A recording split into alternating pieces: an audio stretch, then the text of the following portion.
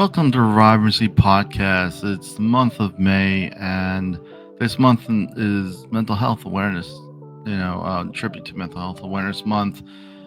This theme was last year's theme, remembering our names. I was thinking about this month, and I really like the direction and like the focus mainly. But there was a story that I wanted to share real quick. It was the well-known speaker. He did a seminar. He showed $20 bills, and he said, as he asked the students who would like this $20 bill, and everyone obviously said yes, I would like this $20 bill. And he says, but first let me do this. He crumpled it up, the dollar, and then he says, does anyone still want this? And everyone put their hand up. And what if I do this? He did other things, grinded on the floor with his shoe. He picked it up. Does anyone else want this crumble, dirty $20 bill? And who wanted it? And still everyone kind of put their hands up. And he says, I just shown you the very important lesson. No matter what I did with this money, you still wanted it because it never lost its value. As we think about mental health and how ambiguous it is for those, and frustrating, of course, those suffering and those who are trying to help those who are suffering, there are many times when we may think that that's not the case. There are many times when we feel like, even though the life is crumbling around us, that our value kind of shares that same. And, in working in the mental health field, and also it is helpful to remind ourselves that it's not the case. I do like this short kind of story, but in essence, we understand it's relatable because it does hold value. That's why I like the title, remembering our names, because that's the first thing we're given in this world. I can only speak from personal experience, but mental health has touched my life in various ways, and I value it because of my experience. Unfortunately, in mental health, the value one feels experience in mental health can be compromised. Being subjective in my life, forgiveness were two ways I was able to retain my value despite whatever was going around me. Today we have a returning guest. Her name is Weronika. Thank you so much for coming on and just sharing your insight and just being part of the conversation. Hello everyone. Hi, I'm so happy to be here again, actually. It's been I think third or fourth time here, so I'm really happy to be here and to share something. About this story, I think I might have heard it somewhere before, and I love it, actually. Yes. I think it's like 100% sure we are worthy of love, of support, of forgiveness. That is true, and I love that you mentioned that. And before our meeting, I was actually thinking, what can I say about mental health? Like, who am I to, talk about it? But in fact, I'm a human being who also have like this part, like next to physical health, I have this mental part of myself. And I hope I will say something meaningful today. I think everyone can say something about mental health. And a lot of times the problem is when we say mental health, we're really saying mental illness, but that's really not what mental health is about. Mental illness, unfortunately, those who suffer from it, the only reason there are diagnoses, so there's better ways to treat it. That's it. Really, each individual has a different experience through it. But as we begin, I always like to do a disclaimer. If you are in the States, that is, the 988 is a suicide crisis lifeline. Wherever you are, wherever part of the world, I encourage you to find what that is. And in the very least, be around groups that you can say, I need help. If you're really struggling, at work or at school, or just struggling in general, relational. A lot of our problems sometimes are interpersonal, family-oriented, or those who we connect with. So wherever you can say, I just need some help, and really, feel safe enough to say that. I'm going to start with a quote. I always say this because people say it better than I do. C.S. Lewis, people may know him from the Lion, Witch, and the Wardrobe and all that Narnia stuff. But he said a lot of great things. This is one thing, this is a small bit. He says, We are what we believe we are. I think there's a lot of internal struggles when we do think about, our perspective. Whether you are suffering with a diagnosed mental health issue, I think with mental health awareness should expound to not just include those who are suffering, maybe going through treatment, but those who are regularly distressed, and the implications that that may hold. Anything you want to share, Veronica? I agree, of course, but I'm thinking about this like perception, like our perception of ourselves. It is a huge thing, I believe, and those like the beliefs of ourselves are created in our minds, and then we try to live according to it, and sometimes it can be very like harmful Mm-hmm. because of some. Nowadays we are surrounded by like tons of information. We are kind of bombarded by, I don't know, social media. Mm-hmm. It's like a huge source of information, and sometimes we can actually believe in something about ourselves which is not true. Mm-hmm. Yeah, and Yeah. and then we follow this kind of a perfect path, and at the end of it, we just come to a realization that it's not ours. It's not my way of living, but I still followed it because the society wanted me to do it. And Mm-hmm. yeah. Yeah, I totally, agree. And when it comes to mental health, it's very subjective. I always kind of joke with my clients I work with. You can't fix everything with a hammer, even though we like to. Yeah. Maybe and I always say this also: the goals in a life shouldn't ever be just easy. Like, obviously, we like things to be easier. I'd like to not be in tons of traffic to get to work. That's not easy, or whatever. These annoyances.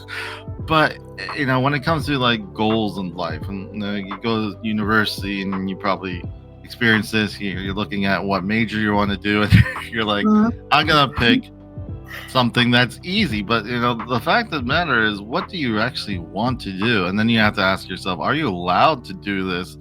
Do you feel confident you can? And there's a lot of pressure, like you mentioned. um, Yeah. there's a saturation of information. It's hard for us to quiet the noise. Mental health is being able to say yes to you sometimes and no to everything else sometimes, because at the same time, I'm not going to be great at everything. And those who are suffering from mental health, and those who are caring for those with some mental health, it's not easy. And then I ask the question when I'm working with them: is they is it, if there's a roadblock or a barrier, it's like, when was it ever easy? When did that ever work? When did it ever work to choose the easy route? Because the fact is, it's a lot of hard work. It's work to, you kind of look at yourself and try to piece together whatever that person is suffering with. Not to minimize those who are suffering, but more understand that there is a possibility of choice. And like you mentioned, if you're not part of that choice, that direction, or wherever you want Mhm. to go, it does feel that you may lean on the objective reality. Like, I'm just, I'm suffering from this, without Yeah. ever putting accountability. And accountability sounds harsh, but it becomes really empowering when you actually believe that you are accountable, and you don't see it as a negative thing to get corrected. We are not excellent at everything right away. There are Yes. learning curves and things. So I do feel if we're honest with ourselves, we may be able to get further. Any thoughts? Anything you want to add before we continue moving forward? Yeah, this about being perfect. Actually, coming back to social media again, I Mm-hmm. don't know why, but uh, I study this special education kind of field, and we have like practical classes at schools, and it's like so visible there that they like put so much attention to look perfect in social media, Mm-hmm. uh, as it is kind of a mirror of your life, but Mm-hmm. it's not, right? And Mm-hmm. this this kind of belief that in your 20s you for sure will have a business, Mhm. family, everything figured out, and you will be like healthy or like rich. But it's not like this in many cases, and what we see is only a teeny tiny part of it, right? But the Mhm. rest of it is like the real life in like which we don't see on social media, which is struggling Mhm. uh, in a usual like activities. Sometimes it's hard to get up on Monday morning and to go to work because the weekend is over, and yeah, but in many cases people don't show this like real face of of themselves in Instagram, for example. Of course, Mhm. it's changing. I think we have this like I observe this shift that we Mhm. uh, kind of try to show the maybe this more realistic part of our lives, but Mhm. still, it doesn't represent the Yeah. every person. Yeah, I always, when I watch Joanna, when we watch a movie, I'm like, we're watching what director wants us to watch. Like Yeah. everything's edited to the point, so there's no mystery that information is left out, and then But I would say that also, you bring up a great point with social media. I think it's if we step back, we realize that people are showing their best selves. So if you're not going through a great day and you see everyone on vacation, you gotta ask yourself, no one's on vacation all the time.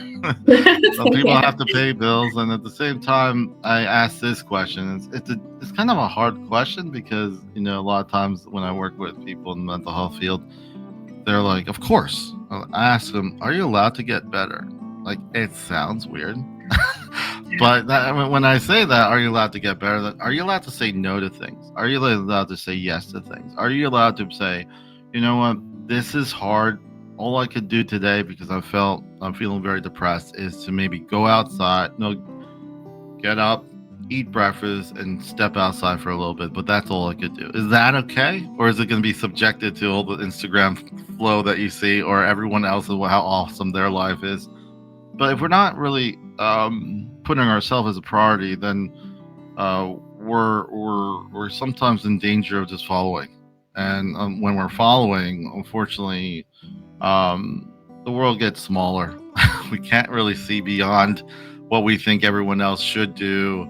And you don't like when people are trying to be authentic because it mirrors what you may not be feeling comfortable or maybe comfortable or Mhm. courageous enough to do. A lot of times people think when I was in the military, I wasn't in combat, but a lot of people who were in combat, I just there's that demonstration of courage. People who that gave their lives you know um, in that setting. But a lot of times when the world that I work in, sometimes the most courageous thing is to live well, whatever that looks like.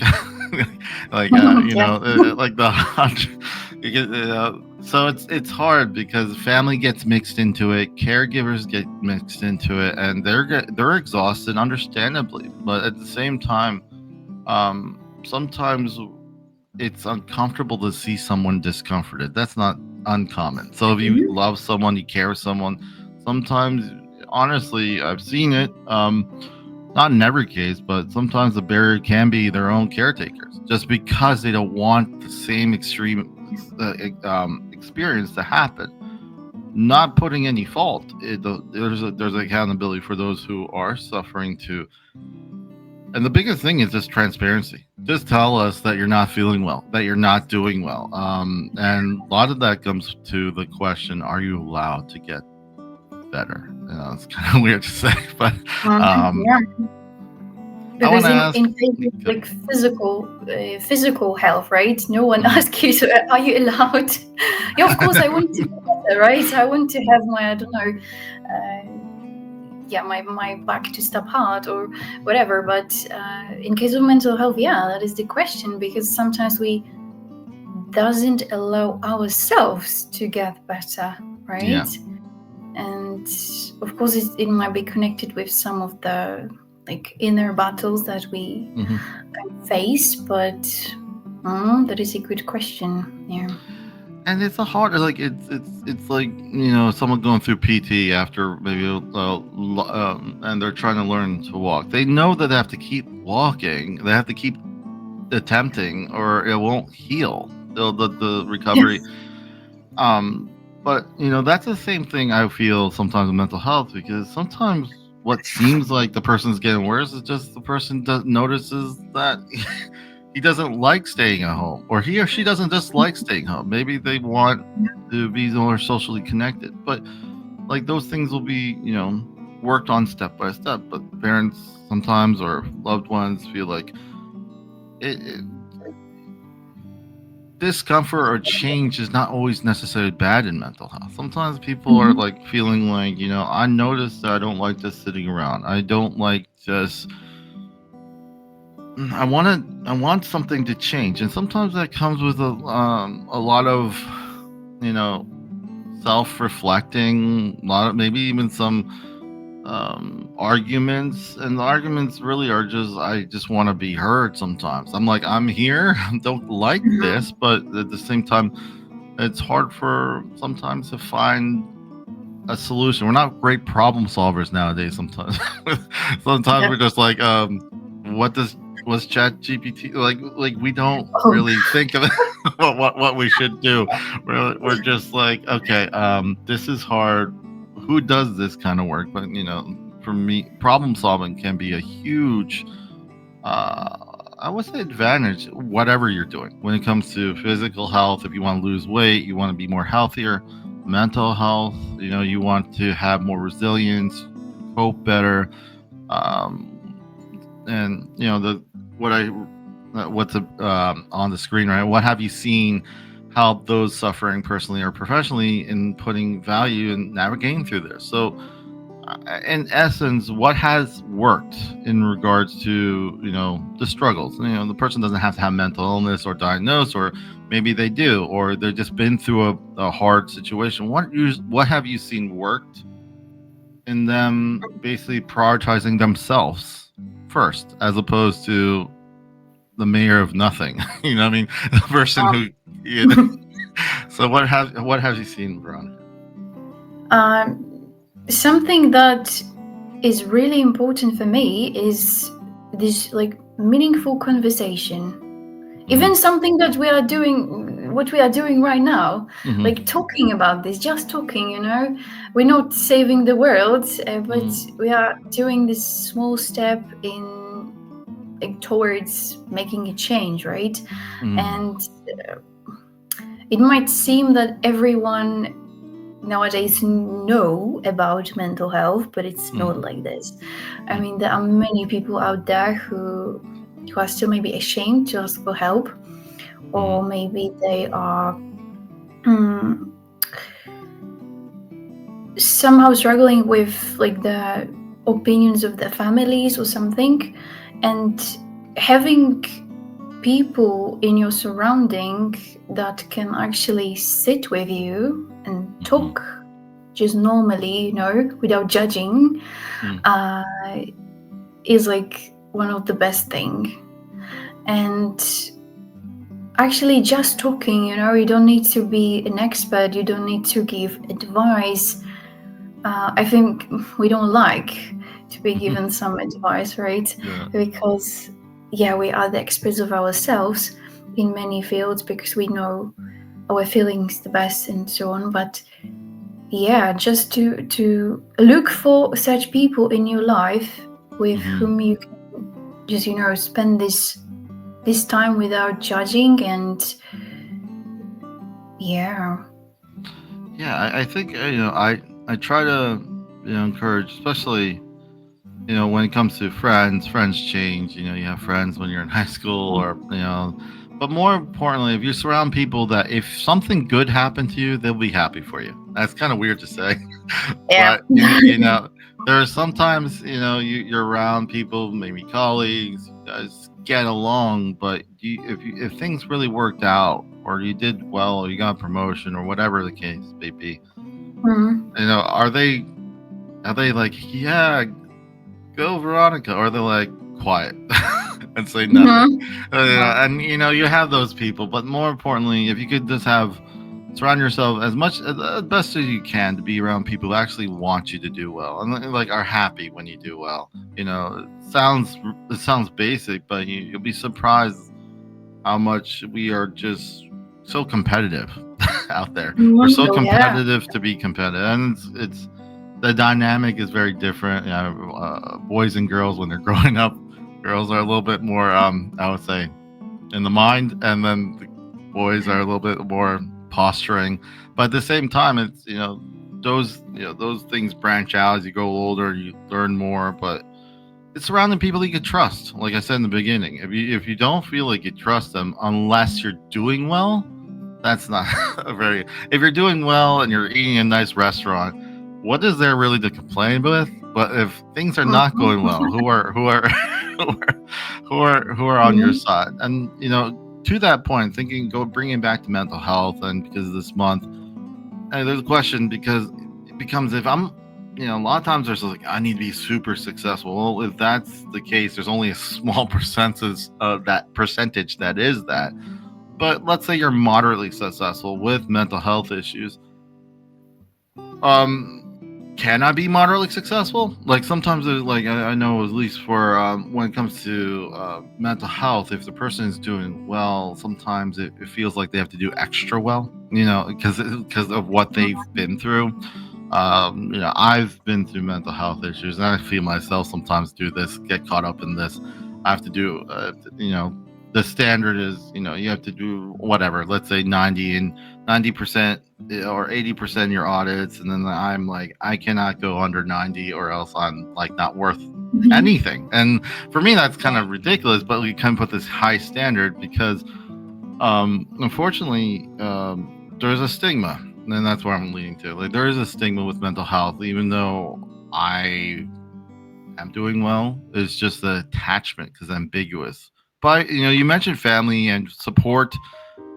One thing I tell people with mental health is no one's going to understand what you've been through, but that's okay. Support doesn't need to Mhm. know everything to support you. Like that's Yeah. kind of the false. And there's a lot of time spent on that. The focus on what will be better next for you, and there's this devaluing no matter how well or not well you're doing in mental health. If I did not have mental health issues, is kind of where the stigma kind of presents. If I didn't have mental health issues and was moderately successful, would the same parameters apply? Would I care as much to be doing better than my colleagues because I feel like my values are right tipped? When you're kind of tipped Mhm. on one side. So I'm Yeah. I'm saying this just as a thought, and if you have anything to share, it's just more because I feel stigma comes in all shapes and forms. It's not just Yeah. stigma. Yeah. So, what are your I thoughts? agree. It's like 100%. That's for sure. But I'm also thinking about this like definition of success. We Mhm. all have different. We all come from different backgrounds and have different experiences in life. And like we've mentioned before, sometimes the success is to get up and actually, I don't know, make yourself some breakfast. But the other day, it will be, I don't know, taking part in a job interview and Mhm. actually succeeding in that. So success is like changing every day. Yeah. Mhm. And like putting it all into the same parameters, I think it's Mm. uh, because we are different as people, Yeah. and my success might not be like the parameters that you would like to apply in your life. Mm. So yeah. And the thing is with the the flood of information and everything, it's good to know what that parameter is. If Mhm. I feel success is this, it doesn't mean that my success is more important than what Veronica feels that her success is. That we're different people. Like some people, I think it was I saw a podcast with Mr. Beast, and he Uh-huh. actually said it was kind of funny. I did appreciate him saying this. He said, "No one wants my life. They want what what I have now, but they don't want what I have to do to get there. So Oh yeah. the other part is like, I had another guest. I liked what she said. I usually use the example of basketball. If I was a great basketball player, and then all the thing was just to win the championship, be MVP, all these accolades, I may Mhm. lose the passion for having wanting to do basketball, because if I don't achieve them, then I don't succeed. However, there's another part of that is that, if you really like basketball, or you're really you're great at art, or you're really great at something, no one has to tell you to do it. A lot of times the basketball's with you all the time. People tell them to get rid of the basketball. It's one of those passion kind of things a person sees, and I think sometimes it can be, it could take away from why people, what they want is success. So maybe someone just wants to play basketball or play whatever sport, and maybe they're pretty good, but it doesn't mean that they're not successful. They don't win a championship, or if they Mhm. don't win this or that. Fans will be fans, and they can be obnoxious, but at the same time, you have this opportunity. You're playing the sport that you love. Can you remember that, or can you just be focused on Yeah. outward success that's external? That, yeah, when you get there, then what? The idea is that you love playing the sport and you're good at it, so you have a blessing both. You're blessed that love the Mhm. sport and also be good at it to play with some of the best Yeah. people around the world. So I think it's important to know what, and define, like you said, what success really is. And I think that helps, especially not only mental health. And if I'm not doing well or someone else is not doing well, that we don't just say, oh, objectively, this is just how it is because I have mental health. You're kind of stigmatizing yourself. You are Mhm. different. You have the ability, and you may need to take steps. I think the most dramatic example I would say is someone come back and they have limited mobility. It's very visible. The person's not able to move, or they have Yeah. a prosthetic, or they have a wheelchair. Does that mean they're less valued in the workforce? Does that mean they cannot work? It just means that they probably need 30, 40, whatever amount of time more or less to get where they have to get. So mental health, I see no different. If the person needs some meditation or something they need to do before, whatever it is, holistically, add it to whatever they do. It doesn't matter what should have been, what works. It's more about what works for you to get where you need to go. So if you worked in this special education, does it Yeah. mean because I have learning disability that I can't Mhm. learn? No, it just means I have to learn differently. Correct? Yeah. Like I have to learn differently, and in essence, subjectively, when it comes to mental health, we have to just live differently. I have to focus on taking care of myself, my self care, coping skills, breathing techniques, whatever does work, mindfulness, whatever does work for that individual, and avoid things that doesn't, and change. Change is always going to be the one constant. I'm sorry. Yeah. Anything you want to add or share? Sorry. Yeah, I think it's about special education. Mm-hmm. I think it's all about this approach, Mm-hmm. because I don't know, me and the autistic person who has this sensitivity to noises can Mm-hmm. still attend the same party, but we Mm-hmm. need different approach to it, right? Yeah. For example, they need headphones, and that Mm-hmm. will be like okay, and they still can be there and enjoy Mm-hmm. the party, right? Um, so this one, and what came to my mind is celebrating our successes, like even the smallest ones. Mm-hmm. I remember my cousin, actually we've met during Easter, and she told me a very I think a lesson for me, because I'm about to defend my thesis in June, Mm-hmm. and I'm in this like chase right now to do everything what's needed and to just make it perfect. But she defended this thesis like in February, and she told me one thing: don't do the same mistake like me, because I defended my thesis and the next day I already forgot about it because I had to go to work and some other million stuff actually came.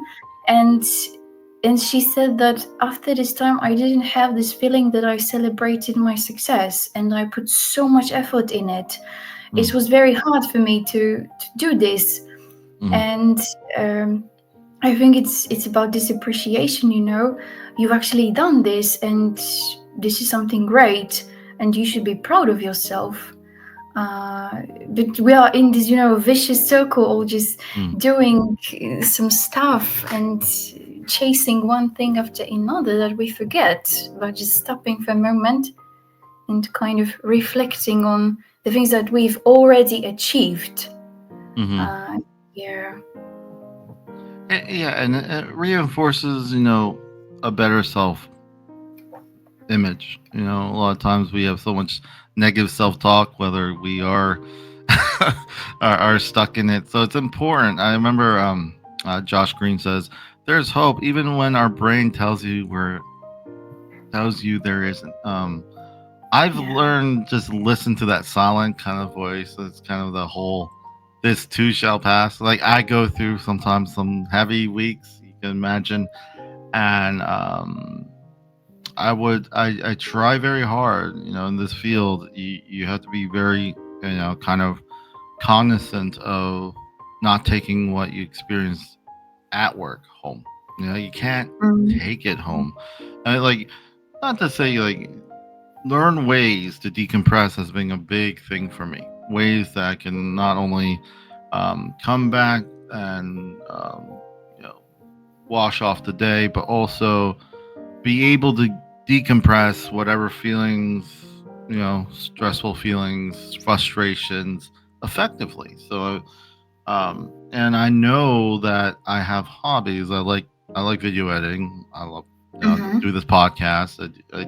I do a game, but I do videos for that. So I just love the idea that I'm able to do that. Not a lot of people ask me, are you going to monetize your gaming channel? Uh-huh. It's not the point. Like for me, it's Yeah. like it's my way of decompressing out after work and my way of refining my tools. I feel like it's that the kind of hobby that I feel very lucky to have. Whatever it is people have, I think it's important to have something they could lean towards. Not that it has to be productive. Doesn't have to be something that you can monetize. It's Oh just yeah. something that helps you, whatever it is. And if you value, I guess, decompressing, at least for me, because of the heavy cases I work with, it has helped. And that ever changes. It doesn't be like I found how to do it. No, I have to keep working on it. I want to shift Mm-hmm. gears. I know we've been talking. It's been great. I want to give a moment to Veronica and ask any updates, anything change, anything you want to share. I just like to give a moment as we transition to the last half of this Mm-hmm. meeting. Yeah, of course, I can share some of my story. I've also been through some mental struggle, and what helped me and the advice that I got from a therapist, for example, was Mm, to uh, kind of stop for a moment in all of this. You know, you've mentioned about hobbies, and I think that's amazing to have one. Mine is horse riding, mm-hmm, and this is also because on a daily basis, I meet with people with some special needs that demand, you know, different approaches, and it's not easy to sometimes to let go of something, mm-hmm, like the part they don't want to accept, mm-hmm, for example, or something. So this horse riding is like something totally different from what I do on a daily basis. I'm in nature, I'm with an animal, and it's like it's so nice to do that. And yeah, someone also asked me if I want to like be professional at it, and I'm like, no, I just want to enjoy it. You know, mm-hmm, it's been hard actually to learn how to ride a horse. It's not so easy, mm, but I don't think about it as a professional kind of job or something. It's very it's just very nice to have something like this. Mm. But and I think it's connected with what I wanted to say about the like building this surrounding that we've mentioned before. Uh, Surround yourself with people that you actually trust and Mm. that with you, no matter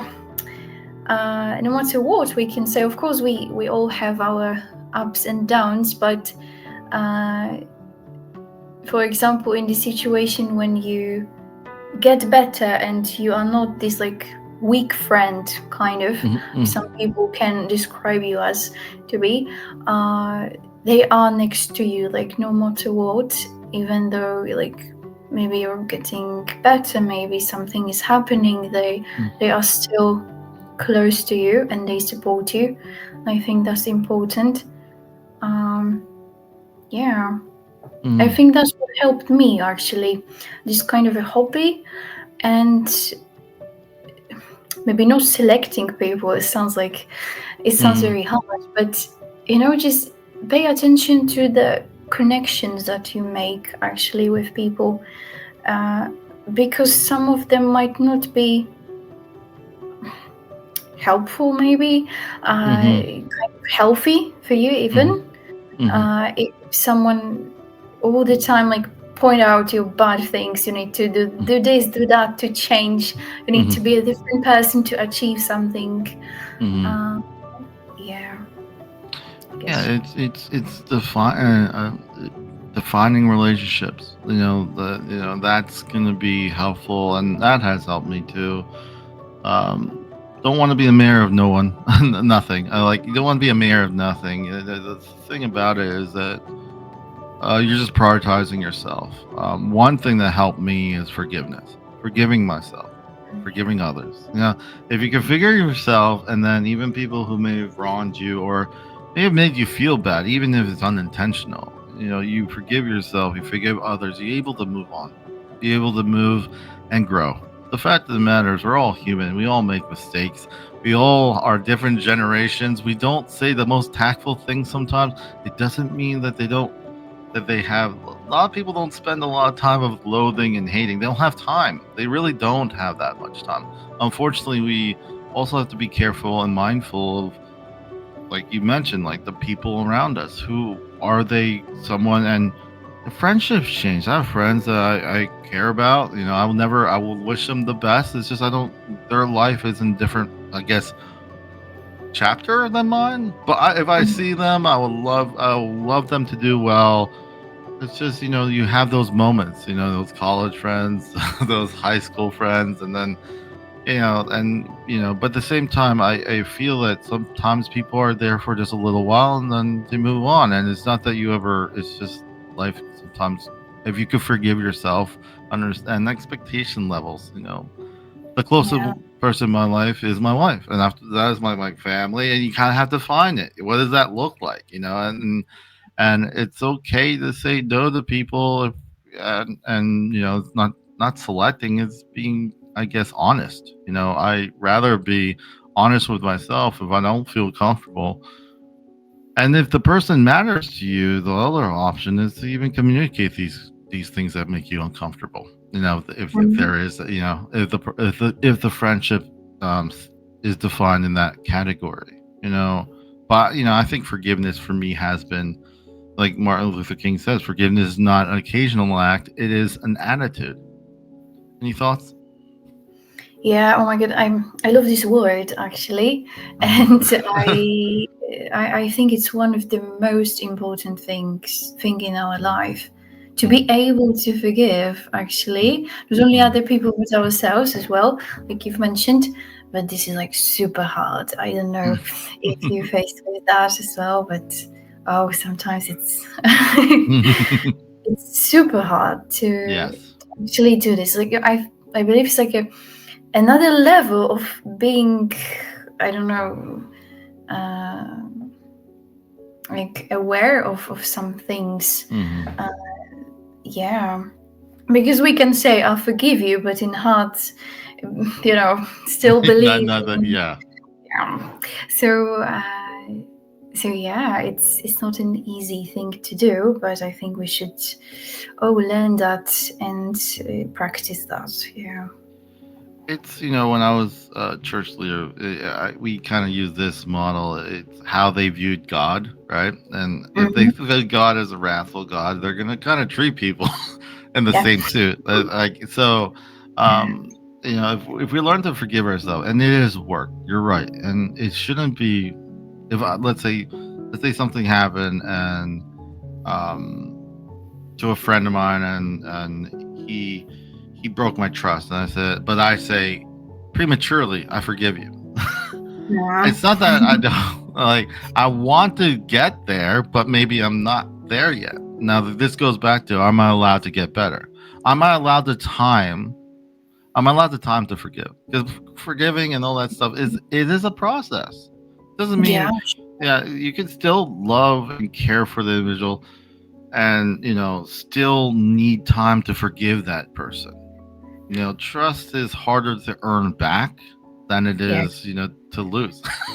So let's just be honest there. So I think this goes to defining relationships. If the person that matters to you, and that person matters, vice versa, then the process of forgiveness shouldn't be rushed. Hmm. Yeah. You get what I'm saying?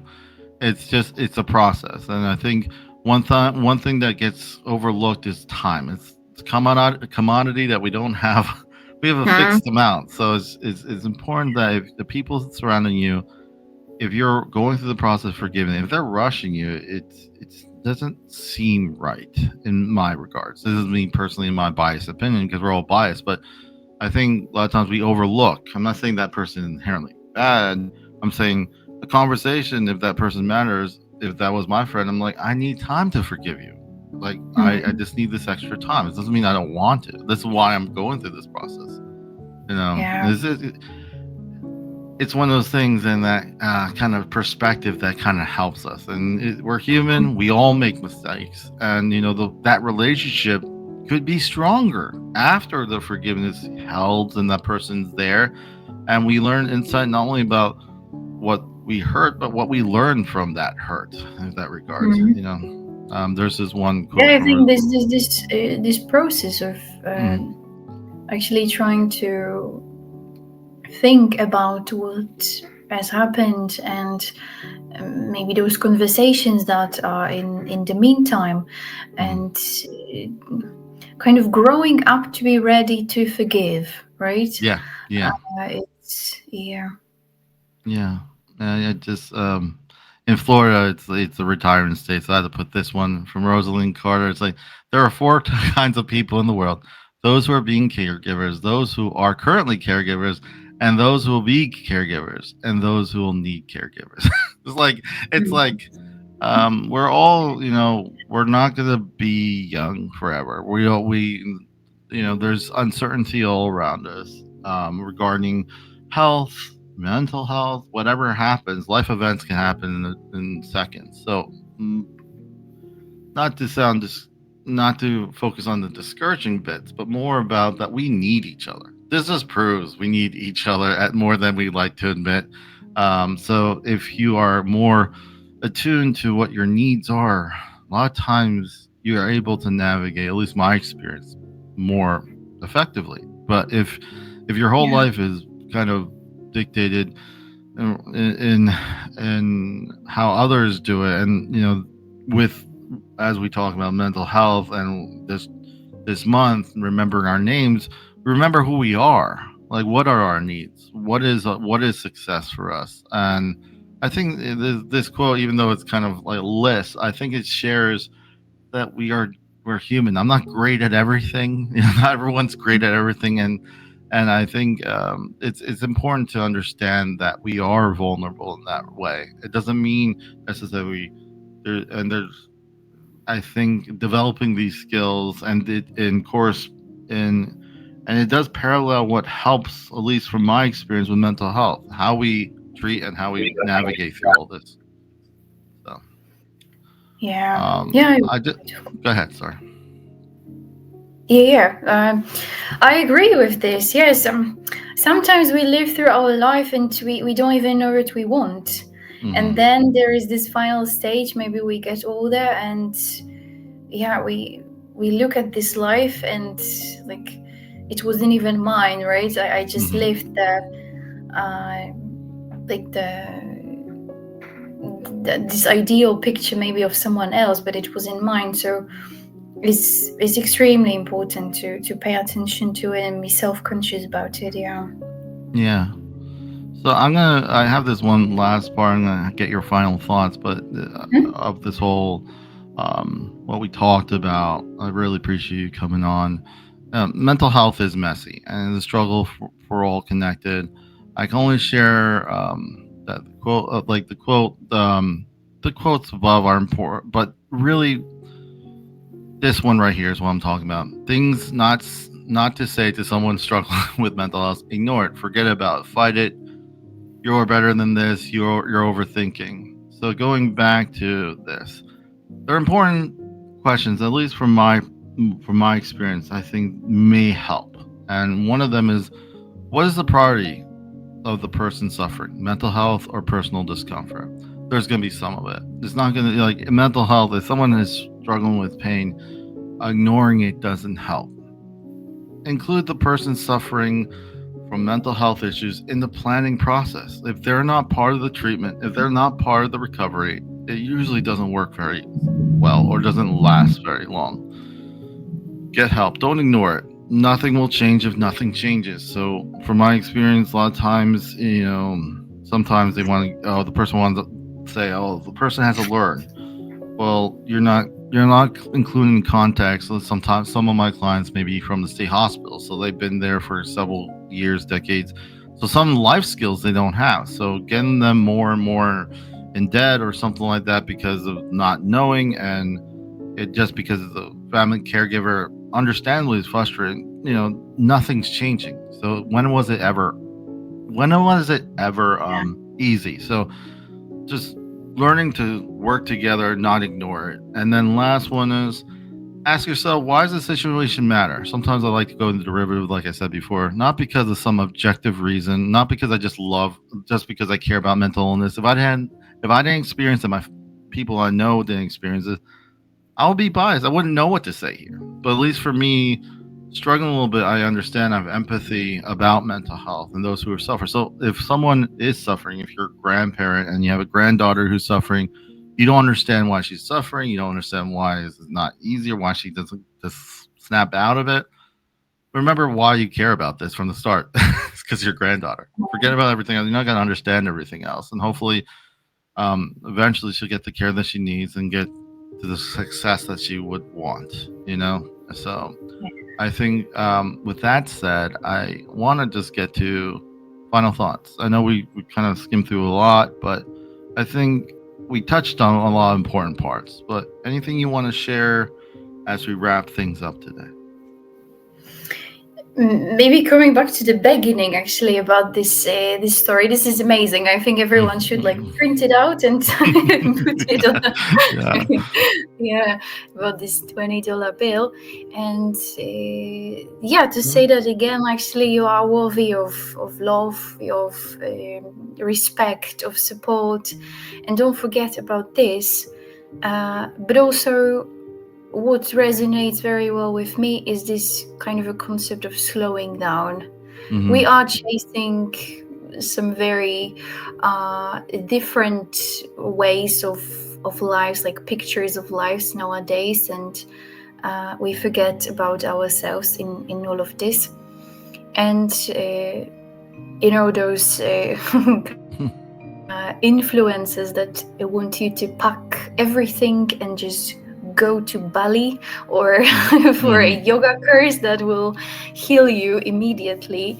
But the reality is that it's not available for everyone. And for me, it's about finding this peace, like in daily activities. I'm eating my breakfast, and I can put my phone down, and I can, I don't know, maybe talk with people that sit with me, or just reflect on the day that is going happen, the activities that I'm going through right now, and just be present, kind of, because this is like the slowing down I'm talking about.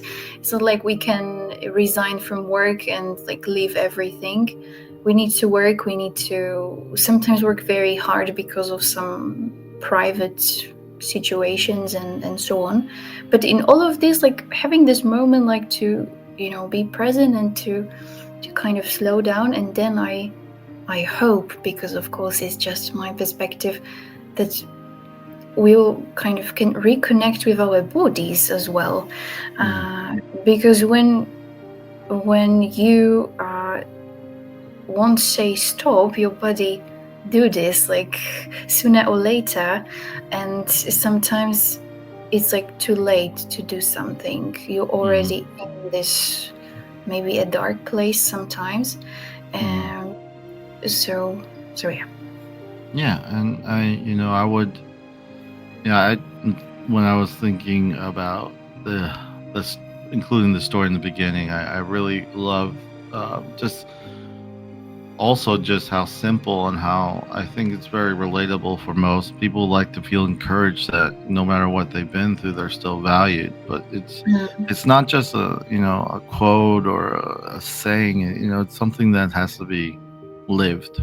And lived consistently. So it's not that we're going to be absence of hardship, absence of, especially those, and I don't want to minimize or those who are suffering mental health. Obviously, this month but I think about the name, remember the title, remembering our names. It's the first thing that's given to us, and a lot of times we lose our humanity because of we think that we're going to have a fast reason or some fast way of curing. But the path to recovery, I think, is not a finite point. It's a continuous journey. So like a lot of times for me, it's if I was very good at like like I mentioned sports before, but if I was very good at sports, but every time I went, it was just like I hated it. I was, even though I was good, I was just like it was just uncomfortable. I couldn't enjoy it. I didn't like anyone there. The likelihood it would last, especially given the context, won't last long because we will struggle. We are our best advocates sometimes, or not. We could be telling ourselves, this shouldn't happen to me. But we could find that corner wherever we are. Whether you're going to graduate school, whether you're working in a field that's demanding, whatever you're doing, whatever you can do to add things to help with providing that space. You may not have a lot of space to work with, but just a little bit of space and something to look forward to. There's something about that idea. I want to say this real quick. There was a man who, I said this in last month, there's a man who went through the city. 3 people were digging a ditch, and they asked the first person, what are you doing? Digging a ditch. The second person, I'm digging a ditch for a water line for a building. The third person, he asked, what are you doing? He's like, I'm building a cathedral. So he sees his purpose is like humongous. Obviously, we're not self-actualizing like that all the time, but at the same time, if we could look a little bit further, if it's a hard day, and I know this for me for sure, I remember back in my mind, this is a hard day, but it won't be hard all the time. It will get better. If we could get there, if we could be patient with ourselves, with our time, value our time and the people around us, I think that will be helpful. Mental health is not easy, but it was never supposed to be easy. It's about finding ways to navigate through it. And also, I want to say thank you, Veronika, coming on and just being part of all this. I just want to say, those who are watching and listening, I appreciate each one of you. I appreciate all the guests who've been on here, repeated guests. Just thank you. And as we close, no worries.